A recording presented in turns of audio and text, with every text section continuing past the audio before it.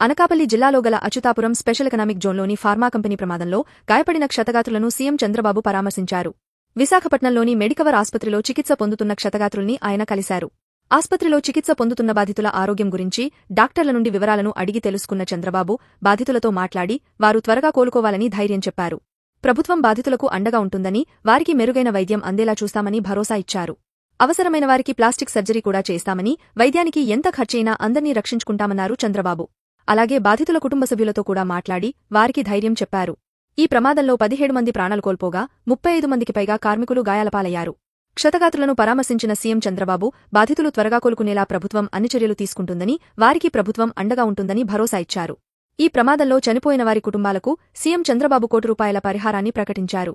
అలాగే తీవ్ర గాయాలపాలైన వారికి ₹50 లక్షలు, స్వల్ప గాయాలైన వారికి ₹25 లక్షల చొప్పున పరిహారం అందజేస్తామని ప్రకటించారు. అలాగే భవిష్యత్తులో ఇలాంటి ఘటనలు పునరావృతం కాకుండా చర్యలు తీసుకుంటామన్నారు.